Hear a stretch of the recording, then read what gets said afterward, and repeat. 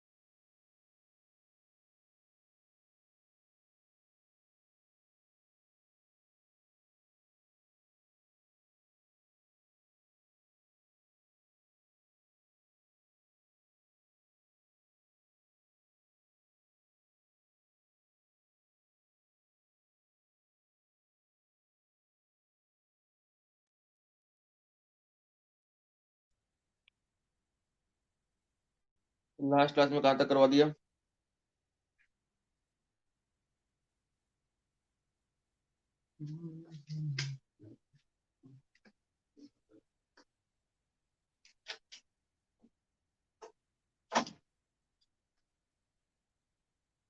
Average velocity, RMS velocity और most probable velocity, तीन velocity हो गई।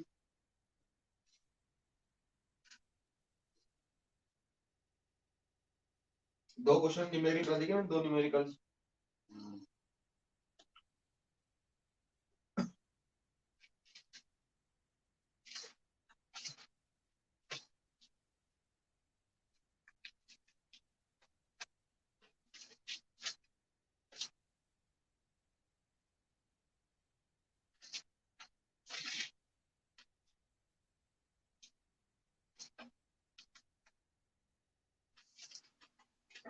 एट वाला क्वेश्चन न्यूमेरिकल आंसर आ गया उसका।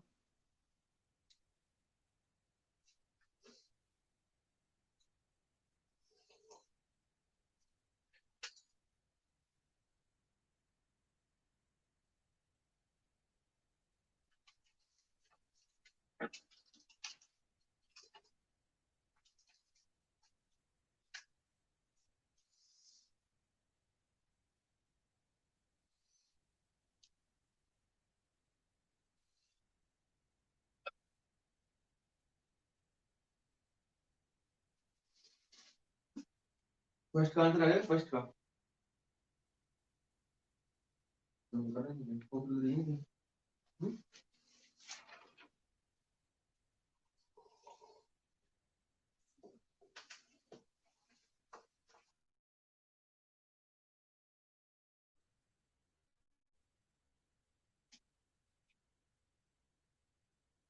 फर्स्ट वाला जो था वो ये था VRMS is equal to under root of 3 kT upon m, mass of one molecule. Hydrogen था तो 3 k कितना होता है 1.38 10 की पावर -23,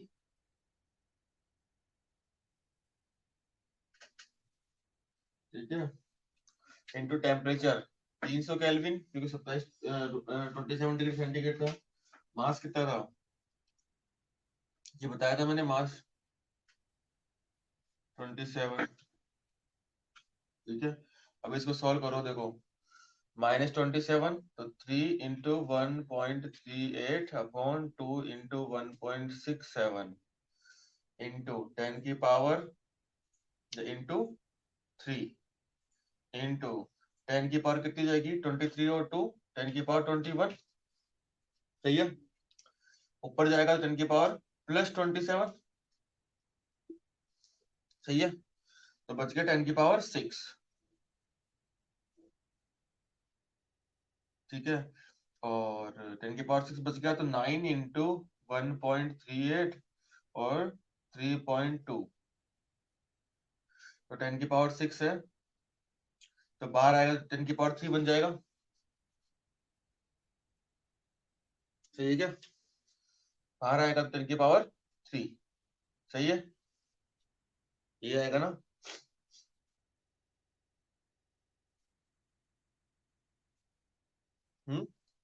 और ये जो बचा 9 3, तो लगभग कितना बचेगा √3 बचेगा, लगभग लगभग, ठीक है। √3 या 4 मान लो तुम, तो ये 4 बच जाएगा अंदर, तो ये आ जाएगा 2000 मीटर पर सेकेंड।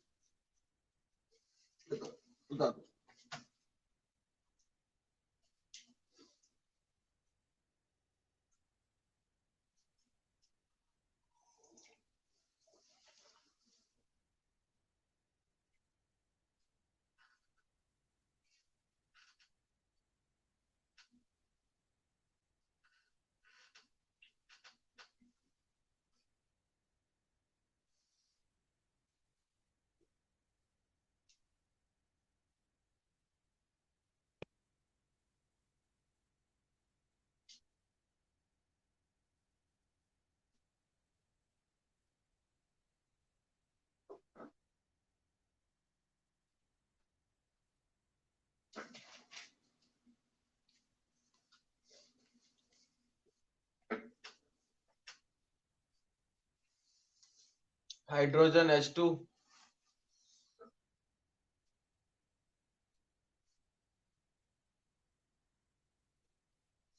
हाइड्रोजन H2 हो गया ना, इसमें 2 प्रोटॉन हो गए। प्रोटॉन का मास कितना होता है ये 2 प्रोटॉन होंगे ना उसमें, हाइड्रोजन में एक प्रोटॉन का मास कितना होता है, या फिर 1H2 ले लो।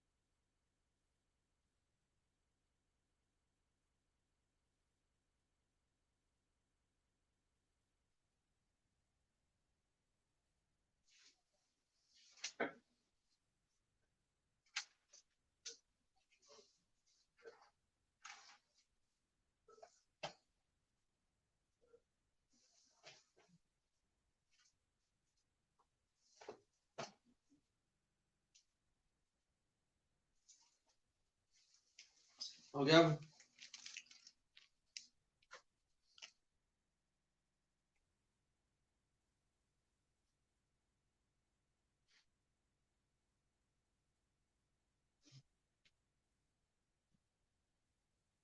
नहीं नहीं, 2 मल्टीप्लाई नहीं, देखो हाइड्रोजन H2 है, इसमें 2 प्रोटॉन है, ठीक है। इन दोनों प्रोटॉन में से एक प्रोटॉन का जो मास होता है ना, एक प्रोटॉन का मास होता है 1.67 न्यूटन की पावर -27 kg। ये होता है एक प्रोटॉन का मास। एवोगैड्रो नंबर एक अलग चीज है। इलेक्ट्रॉन बहुत 10 की पावर -31 में होता है। -31 है वो, ये 10 का -27 है। तो बहुत छोटा हो जाएगा तो ऐड करने पर फर्क नहीं पड़ेगा।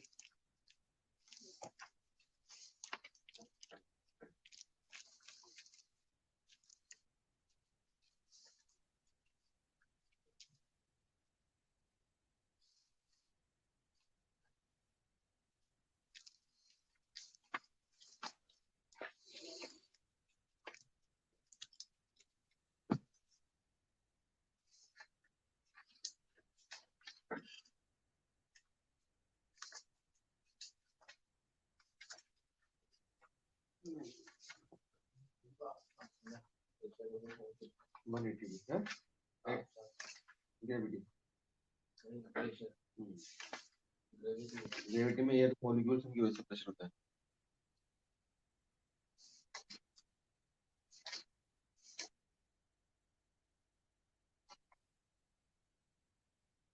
अपने चैप्टर सीबीएसई अकॉर्डिंग कौन कौन से नंबर का चैप्टर चल रहा है? वो एनसीईआरटी अकॉर्डिंग कौन कौन चल रहा है? 11, 12 और 13 तीनों चैप्टर होने वाले हैं 2 या 3 क्लास में, यानी कि जो तुम्हारे 15 तारीख तक है वो तब तक कंप्लीट हो जाएंगे, सारे क्वेश्चंस हो गए।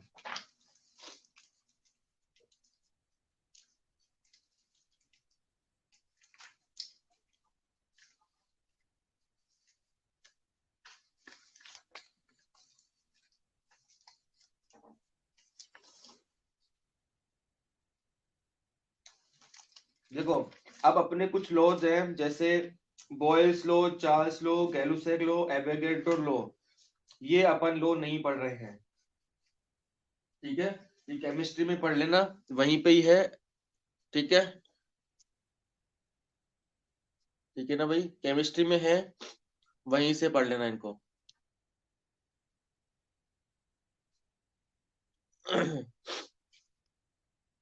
ठीक है ना।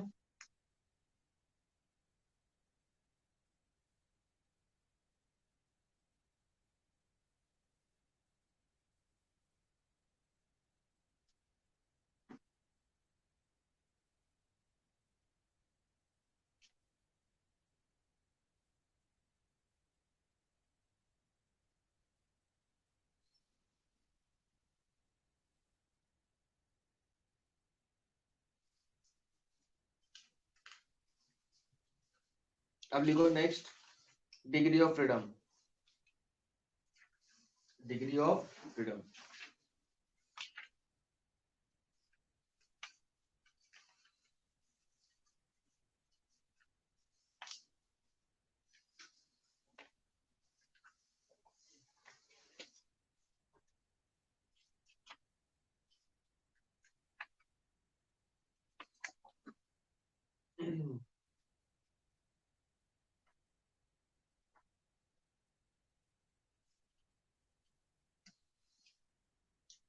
देखो डिग्री ऑफ फ्रीडम होती क्या चीज है? ये गैसेस की होती है, किसकी होती है? गैसेस की। तुम्हारी केमिस्ट्री में भी काम आएगी, ठीक है। अब केमिस्ट्री में काम आएगी तो केमिस्ट्री में तुम पढ़ोगे, लेकिन मैं डिग्री ऑफ फ्रीडम में तुम्हें पढ़ाता हूँ, केमिस्ट्री में चाहे तुम पढ़ो चाहे मत पढ़ो, ठीक है। डिग्री ऑफ फ्रीडम क्या है? कि ये पूरा समझ लो, ऐसा लिखना डिग्री ऑफ फ्रीडम, ठीक है। डिग्री ऑफ फ्रीडम को अपन दिखाते हैं एफ से। देखो पहली चीज तो अपने पास कितने टाइप के मोशन होते हैं? एक तो होता है मोशन ट्रांसलेटरी मोशन, एक तो कौन सा मोशन है? देखो एक तो होता है अपने पास लीनियर मोशन, ठीक है, और दूसरा होता है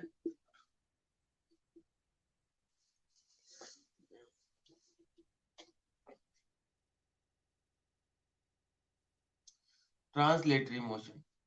दो टाइप के मोशन है अपने पास, एक लीनियर मोशन और एक ट्रांसलेटरी मोशन। ठीक है, अब लीनियर मोशन और ट्रांसलेटरी मोशन मतलब दोनों एक ही चीज है, लीनियर हो चाहे फिर ट्रांसलेटरी हो। लीनियर मोशन बोल दो या फिर ट्रांसलेटरी मोशन बोल दो, एक ही चीज है। कोई पार्टिकल अगर सीधे सीधे चल रहा है, यानी एक्स वाई और जेड पर चल रहा है, तो वहां पर कौन सा मोशन होगा? या तो एक्स पे जाए या वाई पे जाए या फिर जेड पे जाए। यानी एक्स पे जाए या वाई पे जाए या दोनों पे जाए या तीनों पे जाए एक साथ, एक्स वाई जेड एक्सिस पे सीधा सीधा चल रहा हो, स्ट्रेट लाइन में चल रहा हो, तो कौन सा मोशन होगा? Linear motion. इसमें 1 डायमेंशन, 2 डायमेंशन, 3 डायमेंशन अलग अलग मोशन बन जाते हैं। जैसे एक्स में जाएगा तो 1 डायमेंशन, वाई में जाएगा 2 डायमेंशन, जेड में जाएगा तो 3 डायमेंशन। ठीक है, चलो। अब एक मोशन होता है रोटेशनल मोशन। कौन सा मोशन? रोटेशनल मोशन, जिसमें बॉडी क्या करती है? रोटेट करती है। बॉडी क्या करेगी? रोटेट, यानी कि ऐसे सर्कुलर मोशन होगा उसका, ऐसे। ठीक है, तो दो टाइप के मोशन है अपने पास, सर्कुलर मोशन और सॉरी ट्रांसलेटरी मोशन, या फिर सर्कुलर मोशन भी कह सकता हूं मैं। कौन से मोशन को? रोटेशनल मोशन को, जिसमें बॉडी क्या हो रही हो? रोटेट हो रही हो। ठीक है।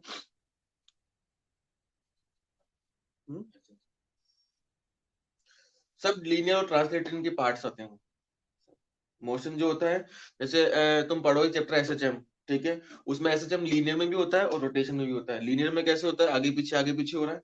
और रोटेशन में कैसे होता है? सर्कुलर पेंडुलम, ऐसे ऐसे पेंडुलम ऐसे चलता है, तो वो कौन सा है? रोटेशन। देखिए, ठीक है, कोई दिक्कत इसमें? चलो, अब दो टाइप की मोशन है।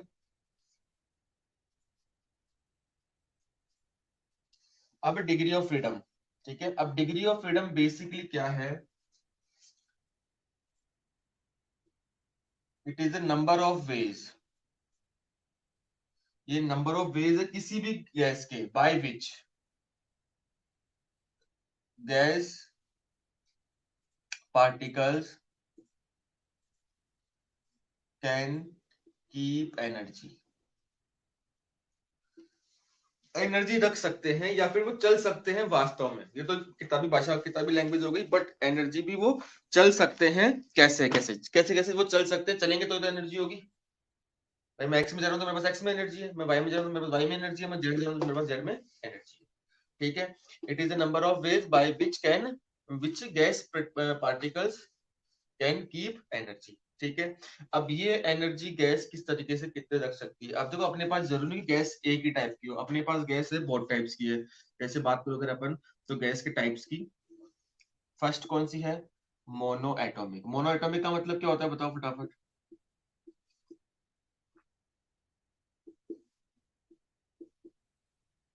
मोनो एटॉमिक का मतलब क्या होता है?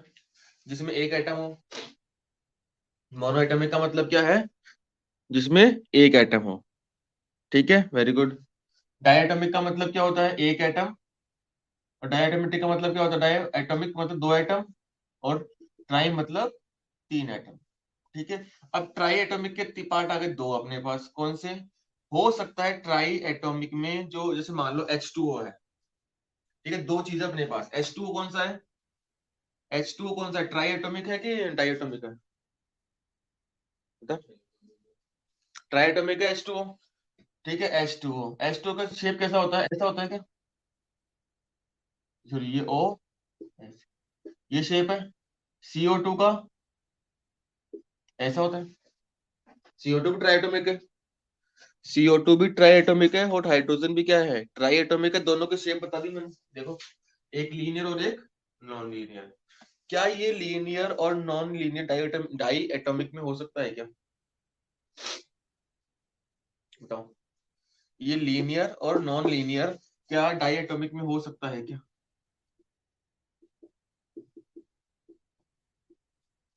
बताओ। मतलब लीनियर मतलब ऐसे, ये, और नॉन लीनियर मतलब ये। क्या ये डाई एटॉमिक में हो सकता है? कैसे? डाई एटॉमिक तो ऐसे होगा, ऐसे कैसे भी कर लो, वो तो लीनियर रहेगा हमेशा। उसमें दो ही रहेंगे, दो एटम में दो ही रहेंगे, तो उसमें कोई लीनियर नॉन लीनियर नहीं होगा। जबकि ट्राई एटॉमिक में लीनियर भी होगा और नॉन लीनियर भी होते हैं। दो तरीके के अपन इसमें करती है। ठीक है, चलो, तो 3 टाइप के अपने पास हो गए, डाई, मोनो, डाई और ट्राई।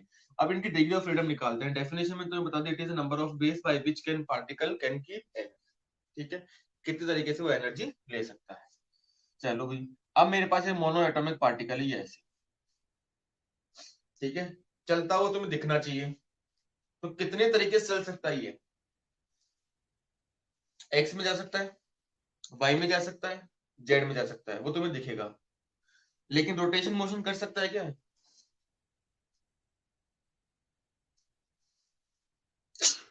रोटेशन मोशन कर सकता है क्या? वो तुम्हें दिखेगा क्या एक एटम के लिए?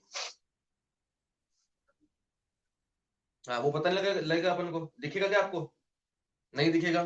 तो जो मोनो एटॉमिक जो है, मोनो एटॉमिक मोनो एटॉमिक वाले जो हैं अपने पास,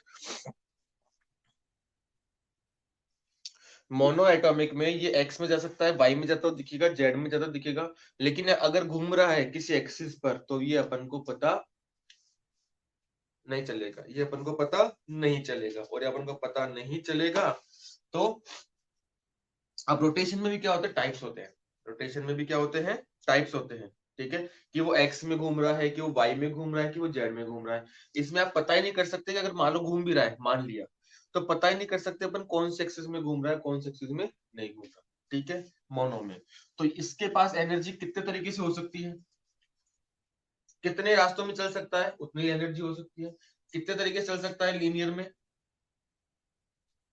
कितने तरीके हैं लीनियर में?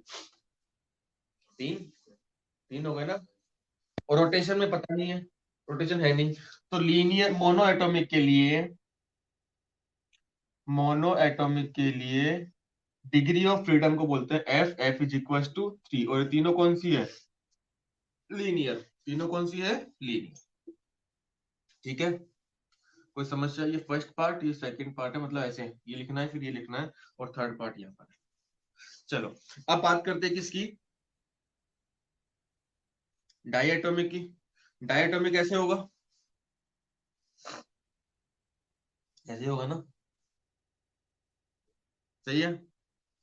अब डायटोमिक लीनियर मोशन में कितने तरीके से चल सकता है, बताओ फटाफट बताओ।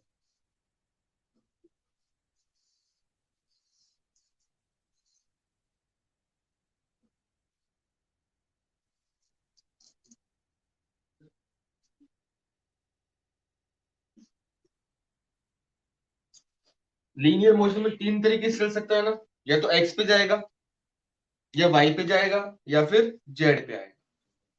है, एक्स वाई लोगे तो एक्स वाई आ गया ना उसमें तो।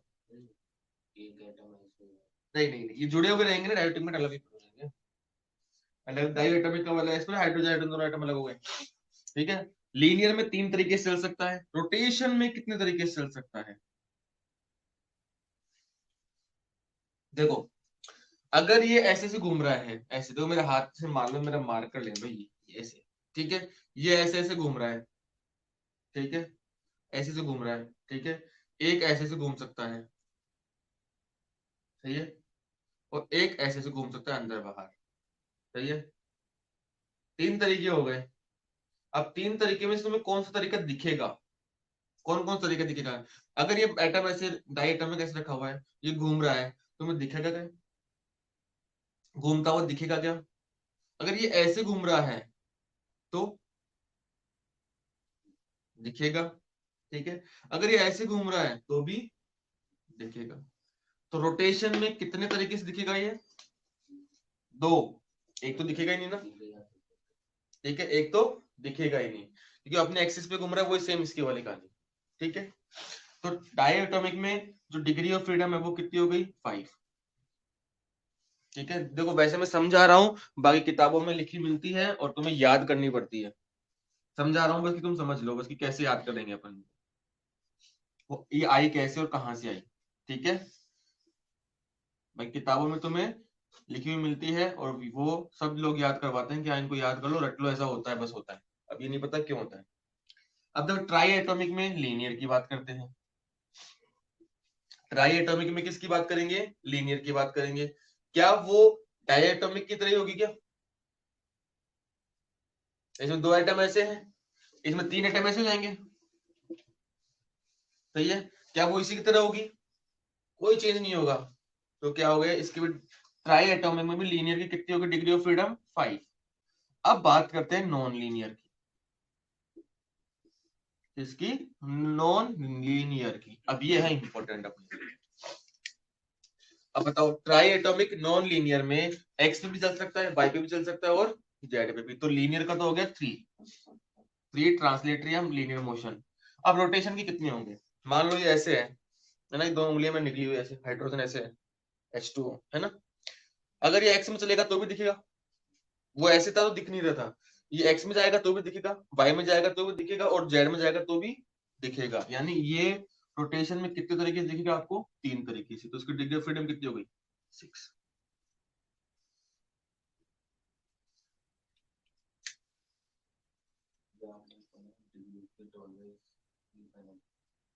देखो, it is the number of ways by which gas particles can keep energy. ये डेफिनेशन है इसकी। ये डेफिनेशन वैसी है जिसमें मैं बता रहा हूँ कि अगर जिस रास्ते में वो चलेगा तो वही तो एनर्जी होगी।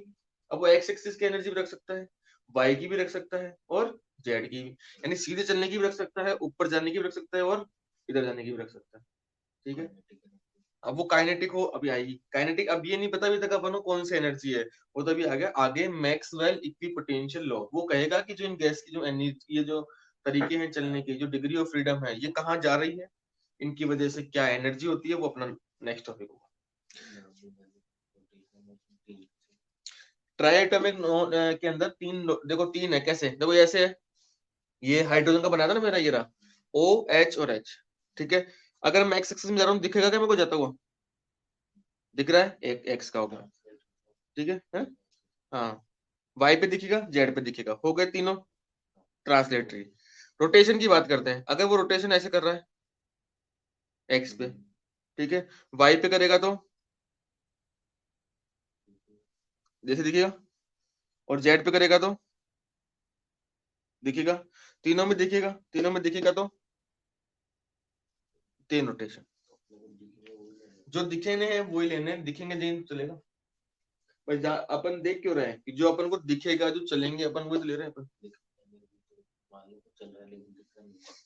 नहीं जरूर नहीं होगी, रेस्ट पे रहेगा ना मॉलिक्यूल। हाँ? चलता भी नहीं हो, बहुत बारीक होते हुए चलते हैं, चलेंगे तो।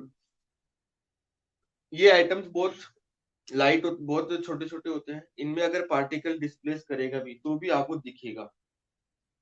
ठीक है। वैसे तो कुछ दिखता ही नहीं है, लेकिन जब माइक्रोस्कोप अच्छे क्वालिटी के लेगे तो हल्का सा भी डिस्प्लेसमेंट होगा तो वो दिखेगा और वो एनर्जी रखेगा। उसको तो हल्की सी 0.000001 जूल भी एनर्जी दोगे ना तो वो सड़ जाएगा। ठीक है। तो अपन ऐसे मान के चल रहे हैं कि हिल रहा नहीं है। ठीक है। उतारो इसको, सही से उतारना इसको। दो मोशन होते हैं ये, फिर ये लिखना, फिर ये डिग्री ऑफ फ्रीडम की डेफिनेशन लिखना, फिर तीन टाइप के होते हैं, फिर इनके स्ट्रक्चर बनाओ। सही से लिखना इसको, पूरा बोर्ड भरा हुआ है, आराम से उतार लो इसको, अच्छी लैंग्वेज में और अच्छी राइटिंग में, पूरी चीज समझ गए।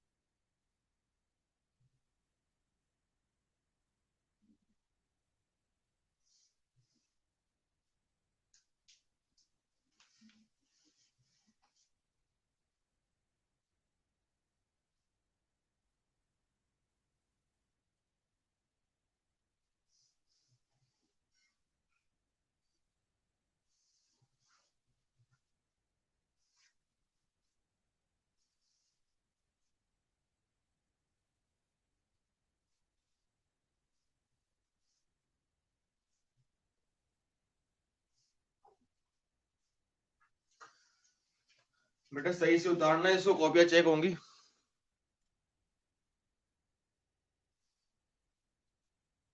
एक बार सबको उतार लेने दो, एक बार समझो, मैं समझा दूंगा।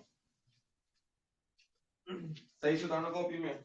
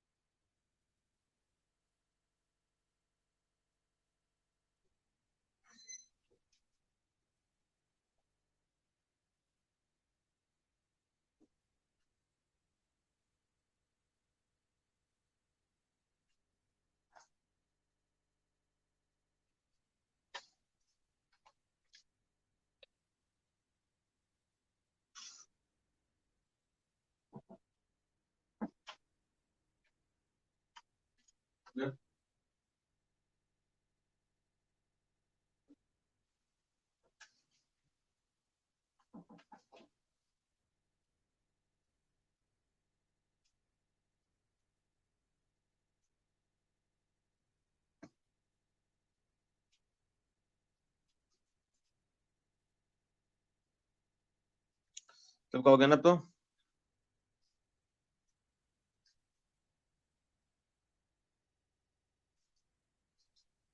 चलो आप लिखो नेक्स्ट। हाँ भाई, किसको समझ में नहीं आया था? अब बताओ डाउट इसमें। अरे समझ, ये ट्राई वाला समझ में आ गया? कोई डाउट किसी को?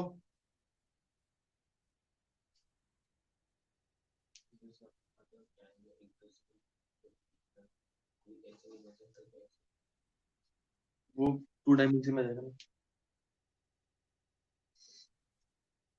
इसी में जाएगा ना, वो एच में ऐसे कर देंगे, एक ही बात है।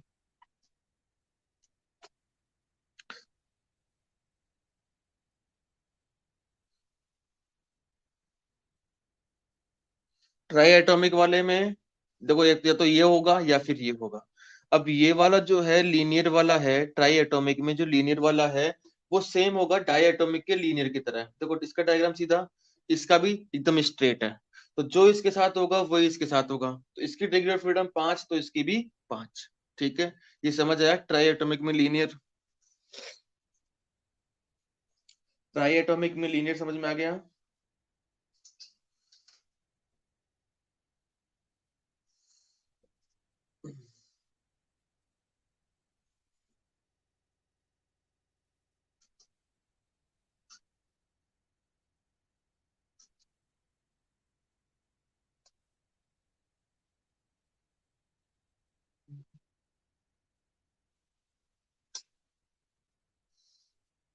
ये फॉक्स आएगा, बीच में लाइट चली गई है।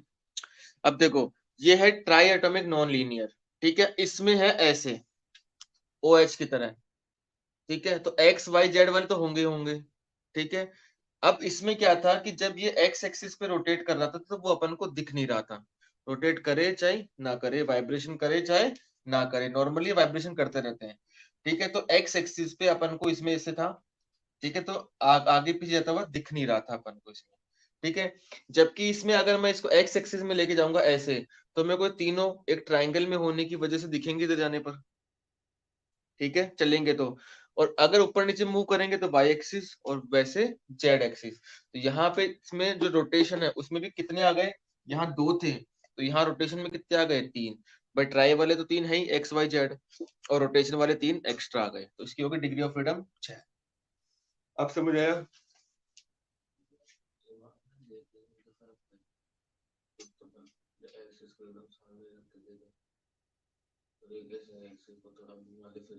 नहीं, हमेशा अपन सामने देखते एकदम स्ट्रेट। एक्सिस अपन हमेशा सामने से देखेंगे। आगे क्या समझ में तुम्हें?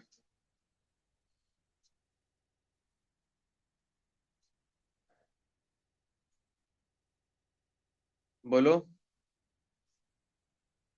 चलो ठीक है, अब लिखो नेक्स्ट।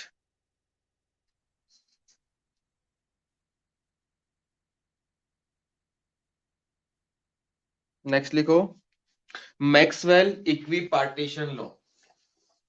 नेक्स्ट लिखो Maxwell equipartition law. Maxwell equipartition law.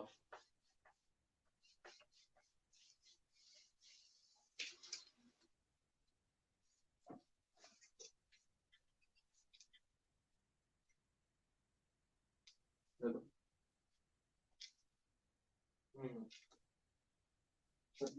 हाँ,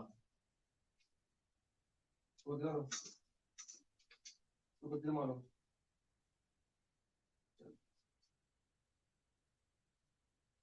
हाँ भाई, मैक्सवेल इक्वी पार्टीशन लॉ लिखो इसका statement.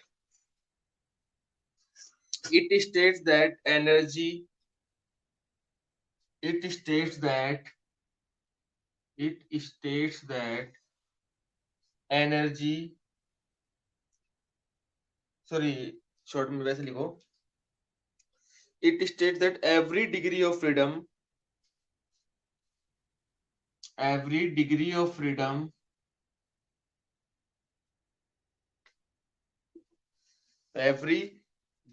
freedom of a molecule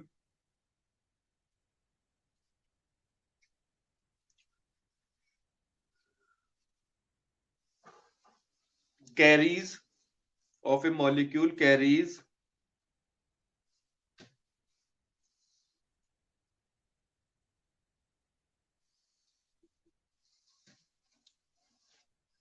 same energy.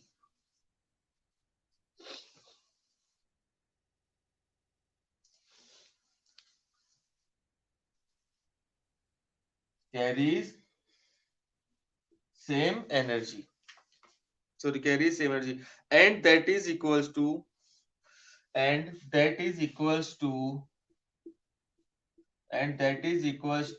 1/2 of kT.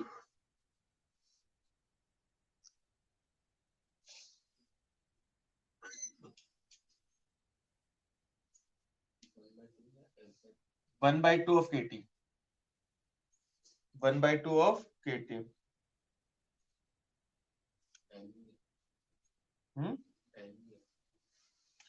जो मैं बोर्ड पे लिख रहा हूँ वो नहीं लिखना, जो मैं लिखा रहा हूँ बस वो लिखो, 1/2 ऑफ kT. ठीक है, अब इसको रिपीट करो, पढ़ो. ये क्या कह रहा है? It states that every degree of freedom of A molecule carries same energy.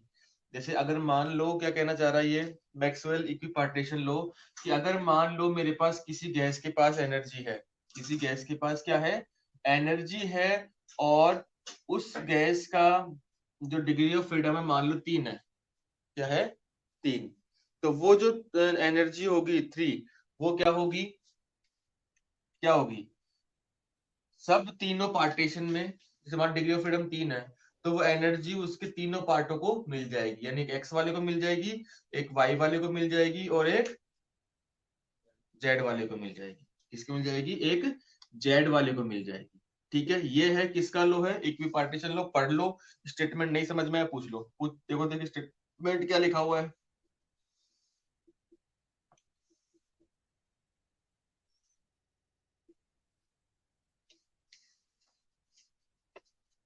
Statement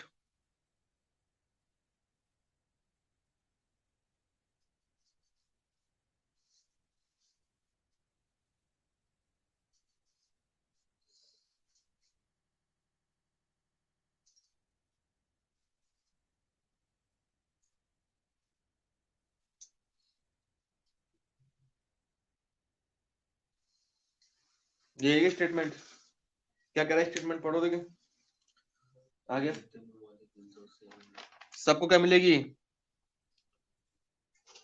same energy मिलेगी. ये स्टेटमेंट है. अब देखो, अभी कुछ क्लासों पहले अपन ने आइडियल गैस के लिए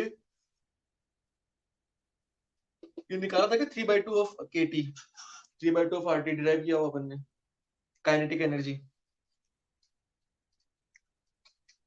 एक या दो क्लास पहले 3/2, बस ये VRMS VMP से पहले 3/2 ऑफ kT RT.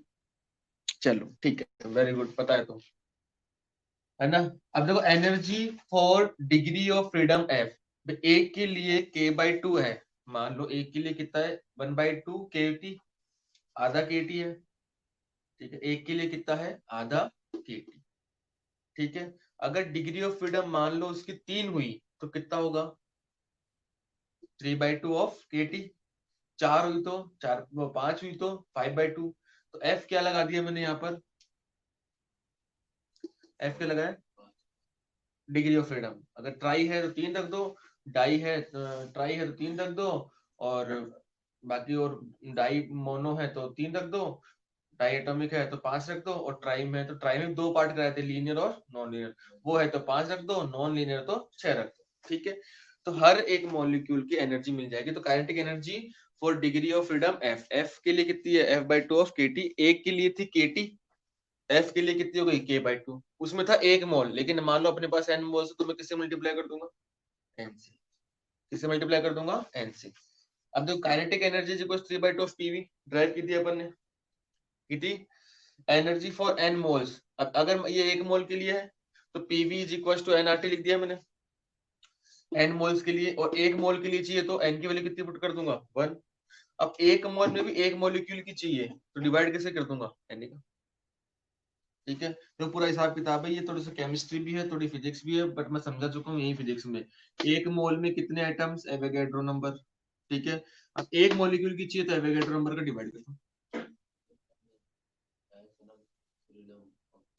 एफ है अपनी डिग्री ऑफ फ्रीडम। अपन मान के चलते हैं कि अभी मोनो एटॉमिक सिंपल एटम अपन काम में ले रहे हैं, कुछ भी हो सकता है, 3 भी हो सकता है, 5 भी हो सकता है, इसलिए फॉर्मूला जनरल फॉर्मूला ये है। जनरल फॉर्मूला ये है, ये तो डिराइव किया था काइनेटिक एनर्जी 3/2 ऑफ पीवी, ये तो डिराइव करा हुआ है। ये काइनेटिक एनर्जी है, ये टोटल एनर्जी है, फर्क है दोनों में। समझ में आ गया? ये है मैक्सवेल का इक्वी पार्टीशन लॉ।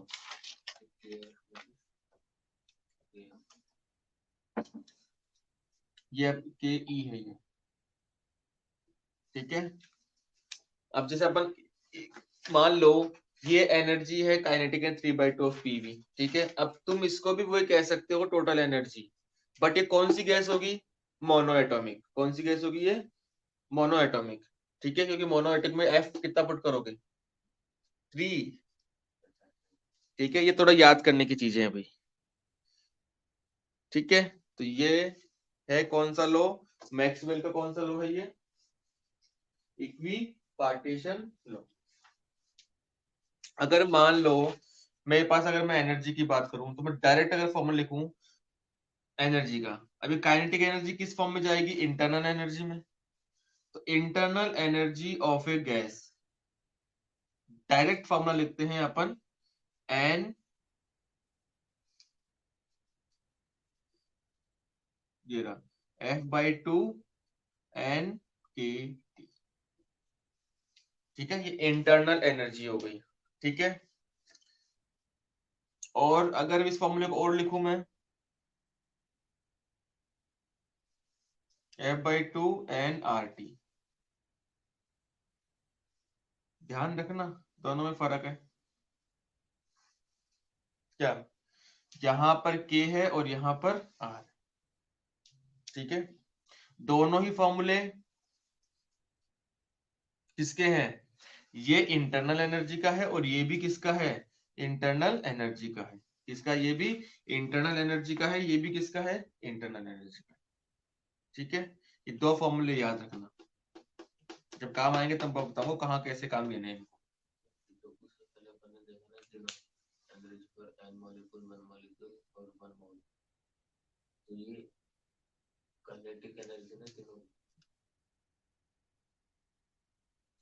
ठीक है, ये है internal energy of a gas F/2 N K T या फिर F/2 एन आर टी। ठीक है, ये इंटरनल एनर्जी है और ये कौन सी एनर्जी है? Total energy. ये कौन सी एनर्जी है? Total energy. ये कौन सी है? Internal energy. बता दो उसको।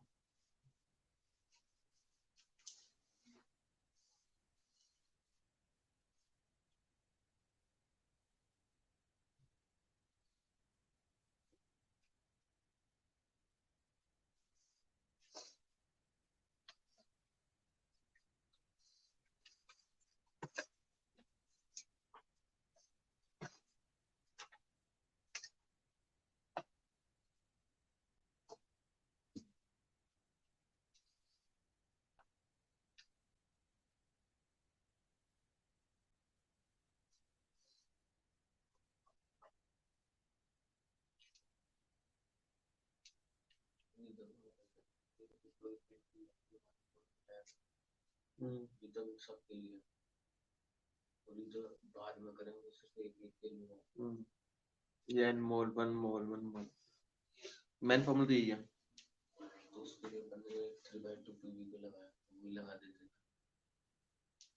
कौन सा वाला? ये तो एनर्जी डिग्री ऑफ फ्रीडम के टर्म्स में, ये मोल्स के टर्म्स में। दोनों अलग अलग चीजें हुई ना।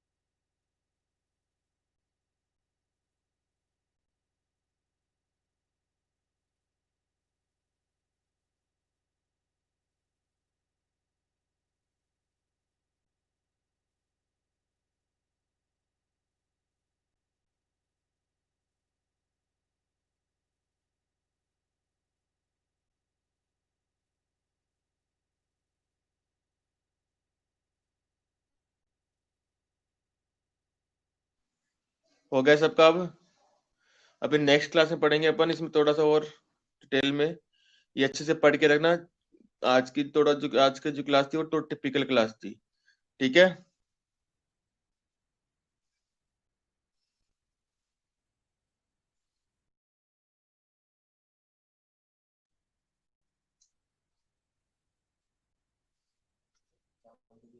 हाँ हाँ, वो भी है। तेरे कितने चैप्टर हो गए? बहुत सारे हो गए तेरे तो, लिखूंगा।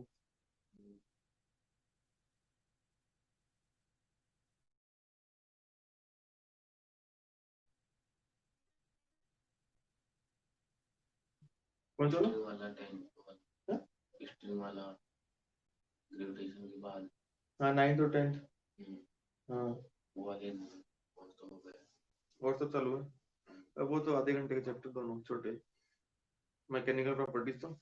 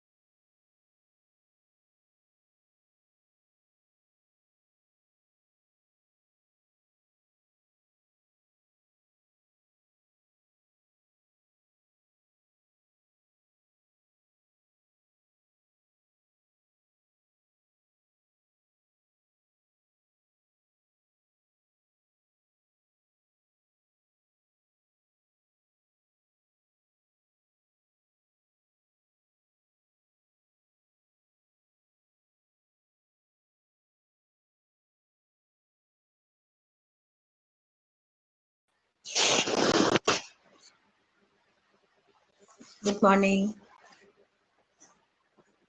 11th class. Good morning, all of you.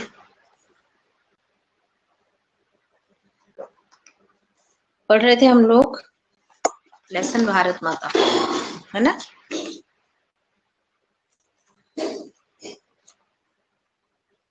Jawaharlal Nehru द्वारा रचित भारत माता निकाल लीजिए। पेज नंबर है 114। 115 पे थे हम, है ना?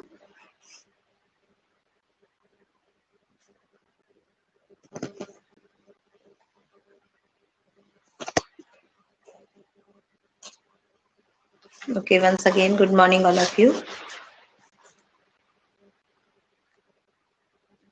Page number 115।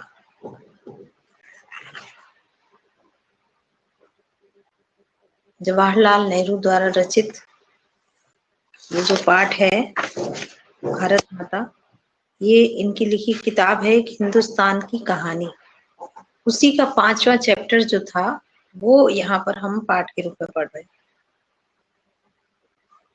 और इंग्लिश में लिखा गया था, इंग्लिश में लिखी थी उन्होंने बुक। इसका हिंदी रूपांतरण किया था, हिंदी में अनुवाद किया था हरिभाऊ उपाध्याय ने, ठीक है? तो शुरू के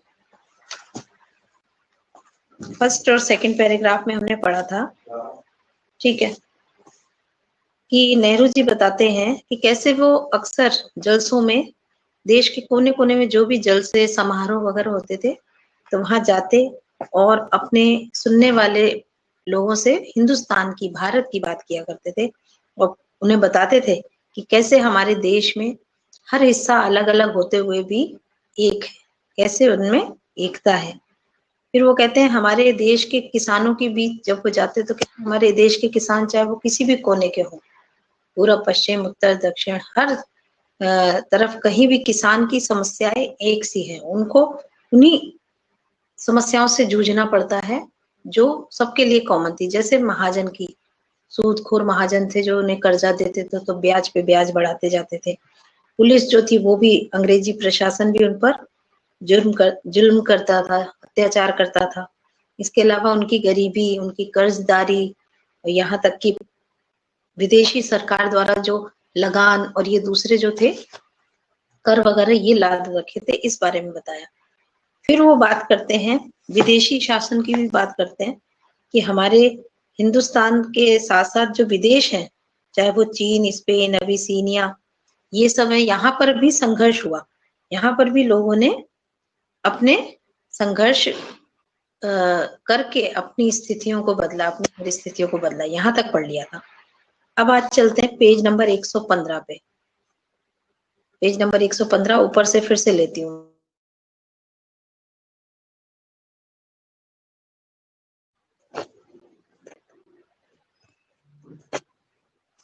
good morning once again all of you. Page number 115 Jawaharlal Nehru का पाठ है भारत माता। पेज नंबर 115 से स्टार्ट करने जा रही हूँ मैं, ठीक है। मैं उन्हें सोवियत यूनियन में होने वाली अचरज भरी तब्दीलियों का हाल भी बताता और कहता कि अमेरिका ने कैसी तरक्की की है। यह काम आसान ना था, लेकिन जैसा मैंने समझ रखा था वैसा मुश्किल भी ना था। इसकी वजह यह थी कि हमारे पुराने महाकाव्यों ने और पुराणों की कथा कहानियों ने, जिन्हें वे खूब जानते थे, उन्हें इस देश की कल्पना करा दी थी। और हमेशा कुछ लोग ऐसे मिल जाते थे जिन्होंने हमारे बड़े बड़े तीर्थों की यात्रा कर रखी थी, जो हिंदुस्तान के चारों कोनों पर है। या हमें पुराने सिपाही मिल जाते जिन्होंने पिछली बड़ी जंग में या और धावों के सिलसिले में विदेशों में नौकरियां की थी। आई बात समझ में कुछ? लेखक कह रहे हैं जो सोवियत यूनियन में जो भी चेंजेस हुए, जो तब्दीलियां हुई, बदलाव हुए, वो उनका हाल जब मैं उन्हें बताता तो वो मैंने सोचता था कि उनको समझाना बड़ा कठिन है, लेकिन इतना कठिन भी नहीं था। वो समझ गए सुनने वाले, जिनको बताते थे अपने भाषण में जवाहरलाल नेहरू जी। तो वो कहते थे कि मैं तो सोचता था कि उनको समझाना मुश्किल होगा कि विदेशों ने कितनी तरक्की कैसे की, लेकिन इतना मुश्किल नहीं था, क्योंकि हमारे महापुराणों और महाकाव्यों में जो कथा कहानियां थी वो उन्हें अच्छे से जानते थे। तो उस देश की कल्पना उन्होंने कर ली, क्योंकि हमारा देश पहले महाकाव्य और पुराणों का उल्लेख इसलिए कर रहे हैं लेखक, क्योंकि हमारा देश पहले कभी बहुत विकसित था, सभ्य था और बहुत ज्यादा विदेशों से ज्यादा सभ्य और शिक्षित था। तो ये बात हमारे महाकाव्यों पुराणों से हमें पता चलती है। तो इसलिए अगर बाद में अमेरिका और ये सब देश अगर सभ्य बन गए तो इसमें कोई अचरज की बात नहीं थी, कल्पना वो कर सकते थे। फिर दूसरी बात, हमारे देश में बहुत सारे लोग जो हैं चारों तीर्थों की यात्रा किए हुए हैं और पुराने सिपाही भी हैं जो पिछली जंग में विदेशों में भी जा चुके हैं। यानी उनको ऐसा नहीं है कि विदेश से वो बिल्कुल बेखबर थे, ऐसा नहीं है। वो कल्पना कर सकते थे और उनके लिए कोई खास वो आश्चर्य की बात नहीं थी कि विदेशों ने कैसी तरक्की की। तो वो सुन के समझ गए गांधी जी उनकी बात, नेहरू जी की। सन 30 के बाद जो आर्थिक मंदी पैदा हुई थी, उसकी वजह से दूसरे मुल्कों के बारे में मेरे हवाले उनकी समझ में आ जाते थे। एक मिनट बेटा, वेट करना, एक मिनट है, एक मिनट बस।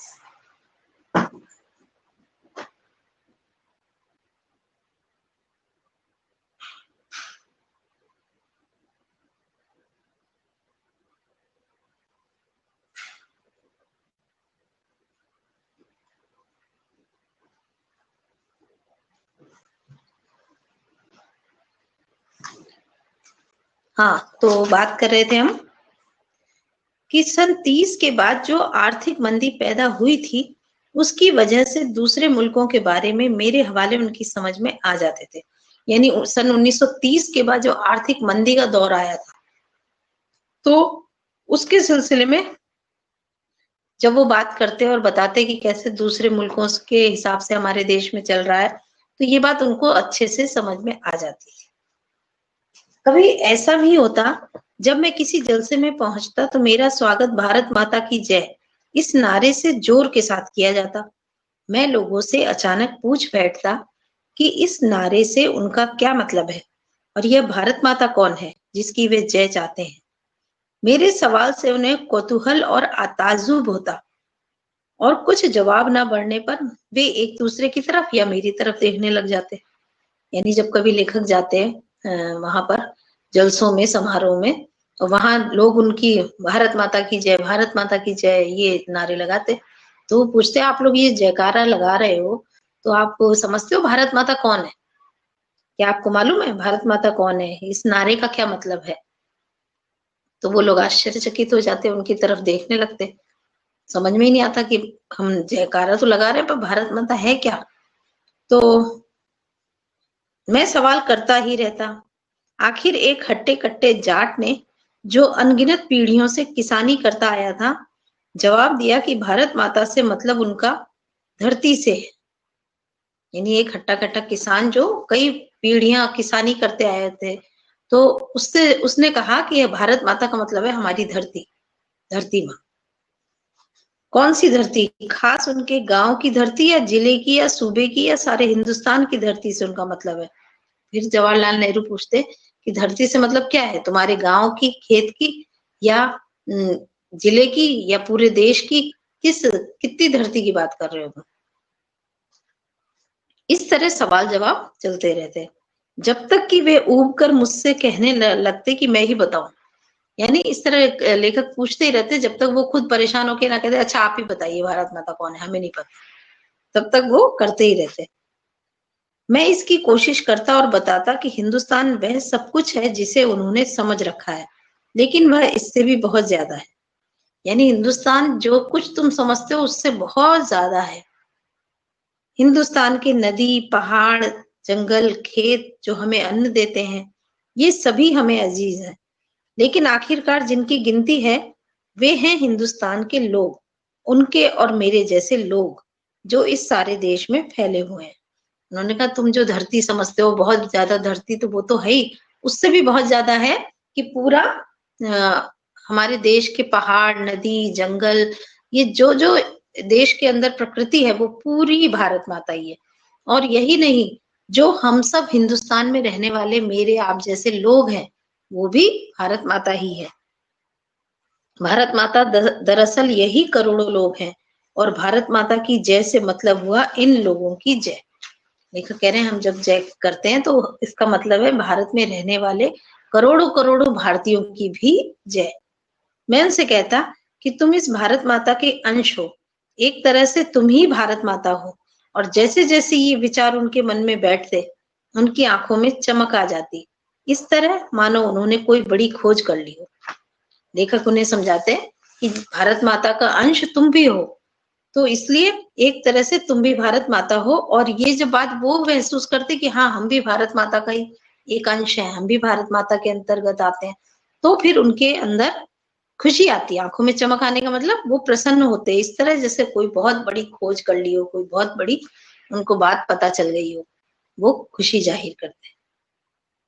तो ये हो गया आपका आज का चैप्टर। चैप्टर में कोई खास बातें नहीं थी, सिर्फ नेहरू जी के विचार यहाँ पर हैं कि वो क्या सोचते हैं लोगों के बारे में, उन्होंने लोगों को किस तरह समझाया। तो पाठ समझ में आ गया आप लोगों को?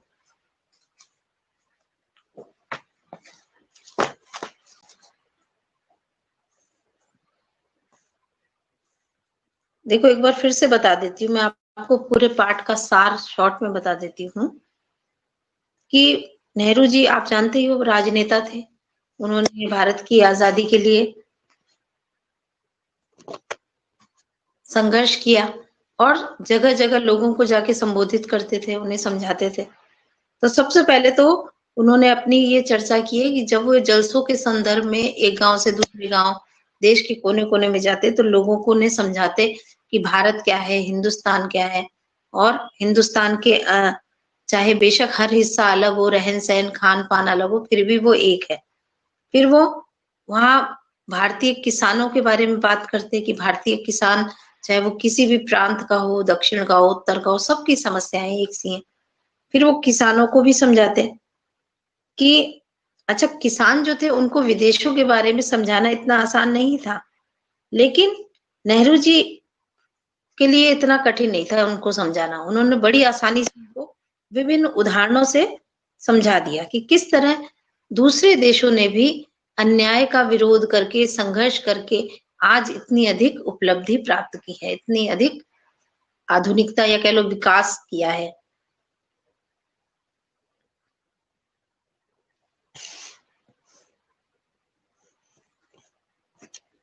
और फिर उन्होंने भारत माता की जय का जो नारा है उसका मतलब बताया कि जब आप लोग ये जयकारा लगाते हो तो इसका मतलब क्या है वास्तव में।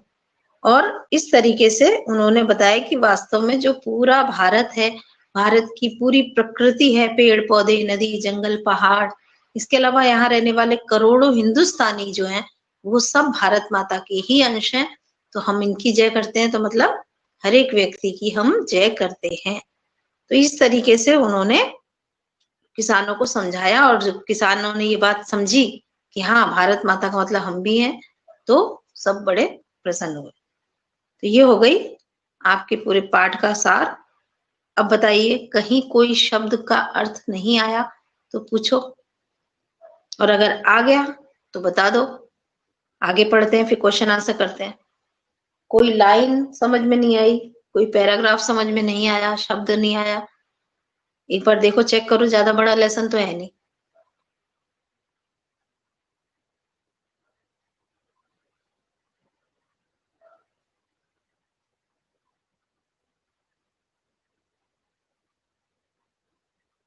चलो कराऊं क्वेश्चन आंसर्स।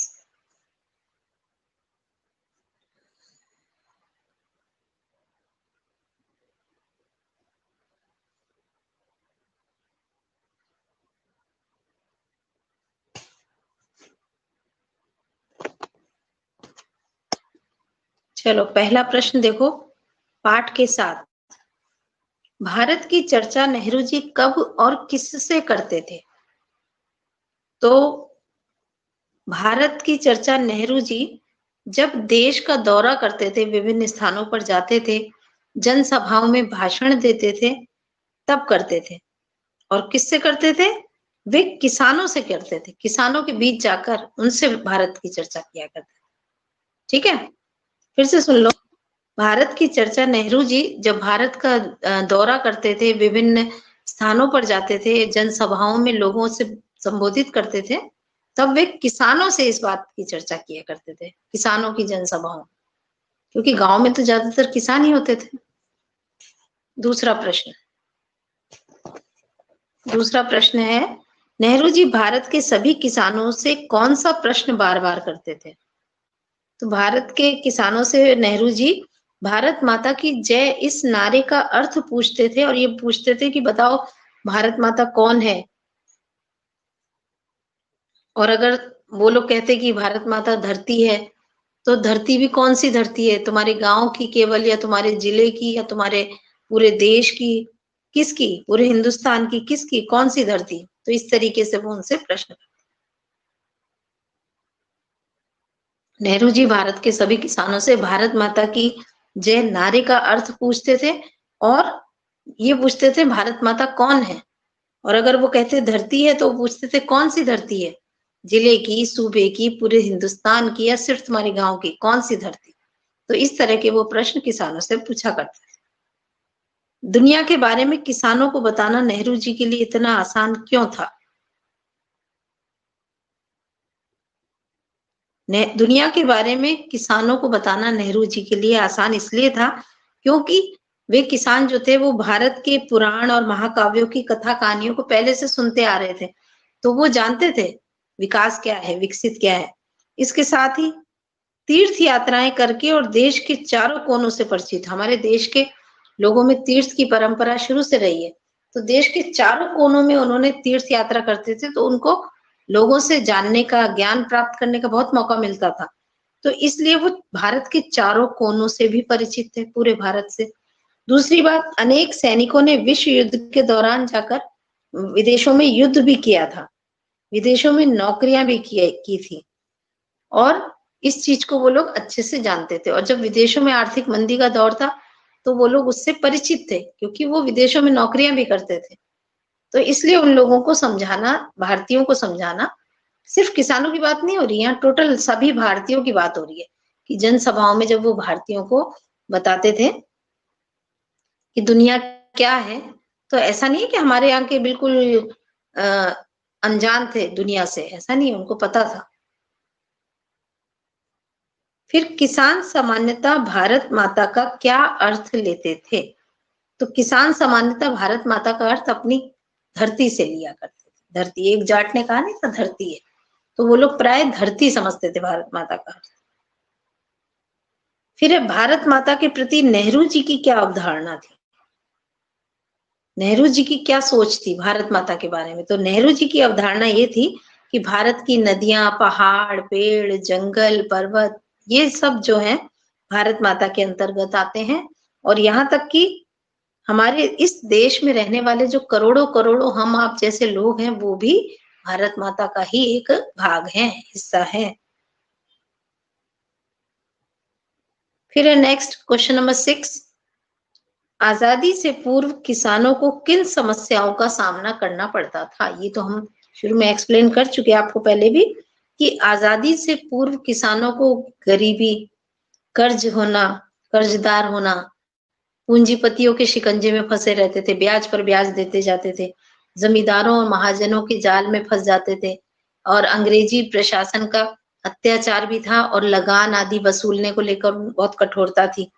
खेती के बदले लगान देते, अगर नहीं दे पाते तो उनको दंड दिया जाता था, और पुलिस का जुल्म भी उन पर होता था, अत्याचार भी उन पर होता था। तो ये सारी किसानों की समस्याएं थी। ठीक है, अब चलो नेक्स्ट पाठ के आसपास। ये 6 प्रश्न आ गए समझ में।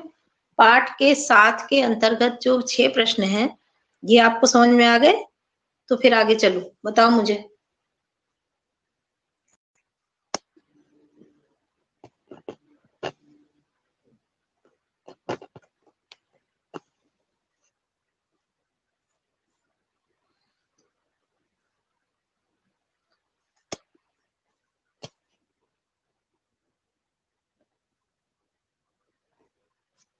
ओके चलो ठीक है। अब पाठ के आसपास, पाठ के आसपास का पहला देखो, आजादी से पहले भारत निर्माण को लेकर नेहरू जी के क्या सपने थे, क्या आजादी के बाद वे साकार हुए। तो बताना है आपको कि आजादी से पहले भारत निर्माण को लेकर नेहरू जी के बहुत सारे सपने थे। वे चाहते थे भारत स्वतंत्र हो, भारत का अपना संविधान हो, देश आगे बढ़े, कोई किसान न गरीब हो, न उस पर कोई कर्ज हो, पूंजीपति और महाजनों के शिकंजे से और पुलिस के अत्याचारों से वो लोग मुक्त हो। ठीक है ना। और इन प्रमुख सपनों में से कई सपने साकार हुए, जैसे देश आजाद भी हुआ और देश में अपना संविधान भी बना और अनेक पंचवर्षीय योजनाएं भी मिली। किसानों को अपनी समस्याओं से कुछ हद तक छुटकारा भी मिला, कर्ज से भी मुक्ति मिली, परंतु भ्रष्टाचार,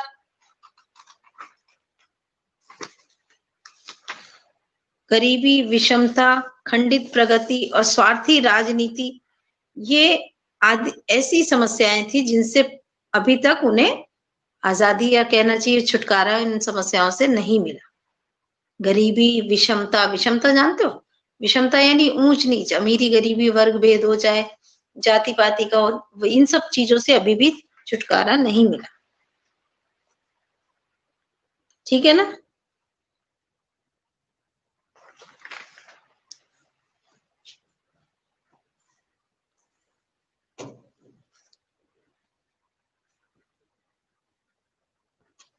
एक बार फिर से देख लो, आजादी से पहले भारत निर्माण को लेकर नेहरू जी के कई सपने थे। वे चाहते थे भारत आजाद हो, स्वतंत्र हो, भारत का अपना संविधान हो, भारत का हर किसान खुशहाल हो, कोई गरीब और कर्जदार ना रहे, किसी पे अत्याचार ना हो, और ये सारी चीजें, महाजनों और पूंजीपतियों के शिकंजे से किसान बिल्कुल आजाद हो, ये सारे सपने थे। लेकिन आजादी के बाद इनमें से बहुत सारे सपने तो साकार हो गए उनके, जैसे देश आजाद भी हो गया, संविधान भी बन गया, अनेक किसानों के हित की पंचवर्षीय योजनाएं भी बन गई, उनको काफी हद तक लगान और कर्ज इन सब से मुक्ति मिल गई। लेकिन फिर भी गरीबी, विषमता, भ्रष्टाचार, स्वार्थी राजनीति, ये कुछ ऐसी समस्याएं थी जिनसे आज भी लोग जूझ रहे हैं, किसान लोग आज भी जूझ रहे हैं। ठीक है। भारत के विकास को लेकर आप क्या सपने देखते हैं, इसमें आपको अपनी कल्पना से भारत की तरक्की को लेकर लिखना है। तो पॉइंट्स में लिख देना कि भारत के विकास को लेकर हम कई सपने देखते हैं। जैसे भारत, सबसे पहले हर कोई किसी से भी पूछो तो सब चाहेंगे हमारा भारत देश खुशहाल और समृद्ध देश हो। फिर हमारे यहाँ रहने वालों को सबको रोटी कपड़ा मकान अर्थात उनकी मूलभूत आवश्यकताएं पूरी हो, कोई कमी ना हो, सभी को रोजगार मिले, जातिगत भेदभाव ना रहे, अमीरी गरीबी वर्ग भेद मिट जाए, किसान खुशहाल हो, किसी के पास कोई समस्या ना हो और सब आपस में प्रेम से मिलजुल कर रहें और हमारा देश भी विश्व में तरक्की करे और बहुत नाम कमाए, है ना। तो ये सारे पॉइंट्स में कुछ एक अपने आप लिख सकते हो। आपकी दृष्टि में भारत माता और हिंदुस्तान की क्या संकल्पना है, बताइए। नेहरू जी ने तो बताया उनकी दृष्टि में भारत माता क्या है, हिंदुस्तान क्या है। आपकी दृष्टि में क्या है, क्या आपकी दृष्टि में भी वही है जो नेहरू जी सोचते हैं? तो आप कहोगे कि हाँ, हमारी भी दृष्टि में भारत माता की वही कल्पना है कि भारत माता का मतलब भारत में आने वाली संपूर्ण प्रकृति, चाहे वो पेड़ पौधे नदी पहाड़, यहाँ के पशु पक्षी जीव जंतु, इसके अलावा यहाँ के लोग खेत, यहाँ की परंपरा, यहाँ की संस्कृति सभ्यता, ये सारी चीजें भारत माता की रचना करते हैं और यही हिंदुस्तान का स्वरूप है। ठीक है, भाई हमारी भी जो सोच या दृष्टि है वो नेहरू जी से अलग नहीं है। नेहरू जी की तरह हम भी यही सोचते हैं कि भारत माता का अर्थ भारत के अंदर आने वाले समस्त करोड़ों करोड़ों जन लोग और यहाँ की संपूर्ण प्रकृति, पेड़ पौधे पक्षी, यहाँ रहने वाले जीव जंतु तक भी, ये सब भारत माता के अंतर्गत आते हैं। नेक्स्ट है 4th क्वेश्चन, देखो। वर्तमान समय में किसानों की स्थिति किस सीमा तक बदली है, चर्चा कर लिखिए। अब वर्तमान समय में किसानों की स्थिति काफी बदली है। अब कृषि कार्य हेतु आसान शर्तों पर बैंकों से ऋण उपलब्ध हो जाता है, उनसे लगान वसूलने में भी नरमी बदली जाती है। लगान मतलब जो उनकी किश्त है या जो भी है।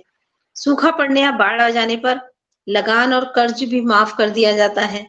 इन सुविधाओं के होने पे भी अधिकांश किसान जो हैं वो आज भी अपना जीवन जो है वो अच्छे से यापन कर पा रहे हैं, लेकिन कुछ स्थानों पर अभी भी किसान जो है बहुत बदहाली या बुरे हाल में है, जिन्हें ये कह लो बहुत जो गरीब किसान है उनकी स्थिति बड़ी दयनीय है। उनको बीज वगैरह खरीदने के लिए कर्ज लेना पड़ता है और फिर अगर उनकी फसल खराब हो गई तो वो सारा लॉस उनको उठाना पड़ता है। तो बदली तो है। और अगर आज का संदर्भ ले लें तो किसानों की स्थिति आप देख लो कितनी सक्षम है कि वो 6-6 महीने का राशन लेके उतर आए हैं सड़क पर कि हम आंदोलन करने के लिए तैयार हैं, हम यहीं पर डेरा डाल लेंगे। तो मतलब अपनी बात मनवाने के लिए आज किसान कितना पावरफुल हो गया है, देखो आप। अब क्वेश्चन नंबर 5, आजादी से पूर्व अनेक नारे प्रचलित थे, किन्हीं 10 नारों का संकलन करें और संदर्भ भी लिखें। देखो, एक तो भारत माता की जय,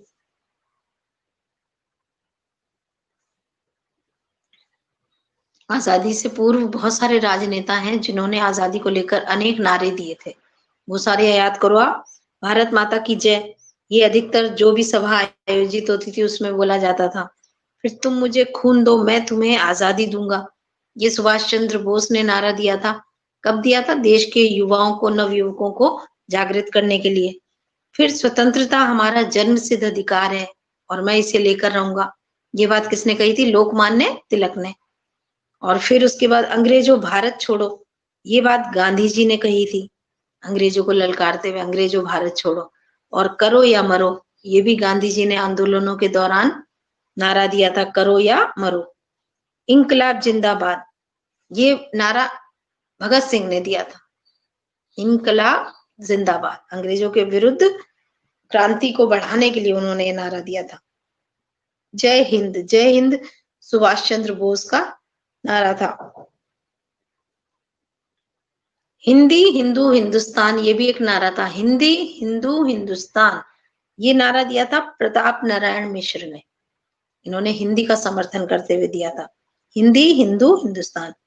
इसके बाद साइमन वापस जाओ, साइमन गो बैक, साइमन वापस जाओ, ये भी साइमन कमीशन का विरोध करने के समय दिया गया नारा था।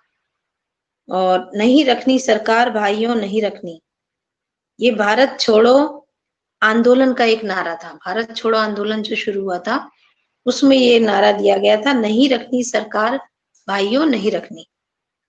तो ये कुछ एक नारे जो आपको मेन मेन याद है वो आप लिख लेना। तो हो गए क्वेश्चन आंसर्स, इसके भी पार्ट के आसपास के भी 5, यही 5 आ गए।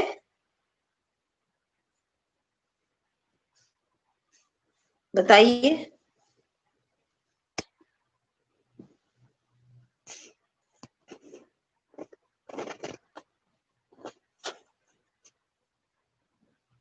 अब इसके बाद है भाषा की बात। भाषा की बात का पहला देखो, नीचे दिए गए शब्दों का पाठ के संदर्भ में अर्थ लिखिए। दक्षिण का मतलब है दक्षिण, दक्षिण का मतलब है दक्षिण प्रांत। दक्षिण प्रांत कौन से? जैसे केरल, तमिलनाडु, बिल्कुल दक्षिण में। फिर है पश्चिम, पश्चिम का मतलब है पश्चिम प्रांत। पश्चिम प्रांत जैसे गुजरात है, महाराष्ट्र है और राजस्थान है, पश्चिम में आते हैं ना। और यक्सा मतलब है एक सा, यक्सा का मतलब है एक सा। एक जुज का मतलब है एक हिस्सा, एक जुज का मतलब एक हिस्सा। और डड्ढे का मतलब है बोझ, डड्ढा मतलब बोझ। सेकंड है, नीचे दिए गए संज्ञा शब्दों के विशेषण रूप लिखिए। आजादी से विशेषण बनेगा आजाद, चमक से चमकीला, हिंदुस्तान से हिंदुस्तानी, विदेश से विदेशी, सरकार से सरकारी, यात्रा से यात्री, पुराण से पौराणिक और भारत से भारतीय। ये तो आता है बनाना विशेषण आपको। तो ये हो गए पाठ के सारे प्रश्न उत्तर। तो भाषा की बात के तो बुक में ही कर लेना, बाकी सारे आप क्वेश्चन आंसर करेंगे। 6 और 5 11 11 प्रश्न है आपके, 11 के 11 प्रश्न आपको कॉपी में करने। अब बताओ कोई दिक्कत है किसी प्रश्न के उत्तर में?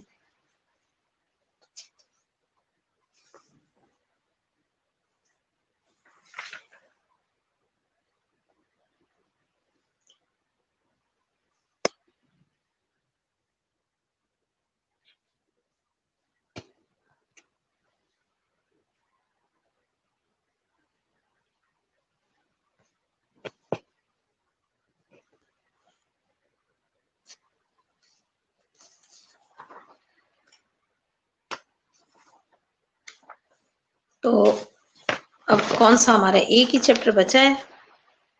ये गद्य भाग के तो कंप्लीट हो गए हैं सारे, और पद्य भाग का एक बचा है, निर्मला पुतुल, और इसके बाद वितान। तो आज तो मैं भारत माता के ही एक्स्ट्रा क्वेश्चन आंसर्स कराती हूँ आपको, ठीक है। और बाकी अगली नई क्लास में, हम नेक्स्ट क्लास में निर्मला पुतुल वाली कविता पढ़ लेंगे। तो ये रीडर का तो कोर्स कंप्लीट हो गया।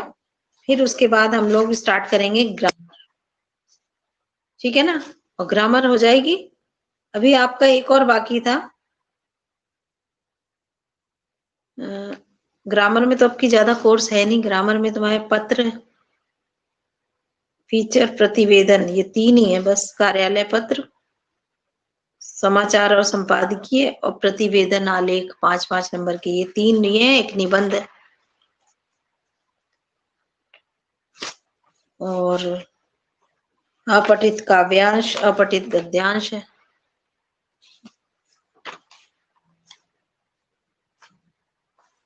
ज्यादा तो कोर्स है नहीं तुम्हारा।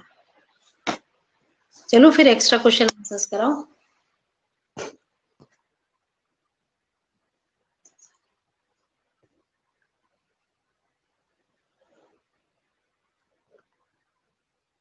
हाँ प्रिया, सारे क्वेश्चन आंसर्स करने हैं।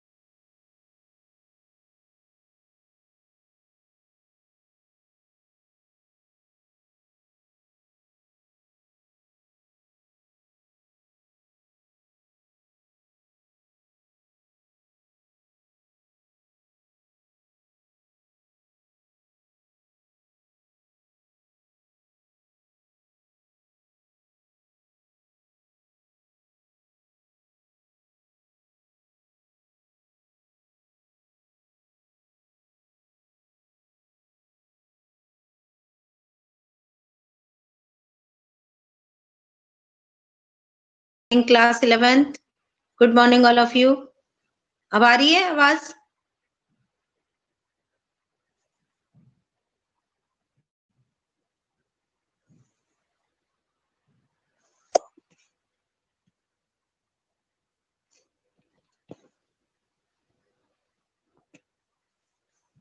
चलो ठीक है।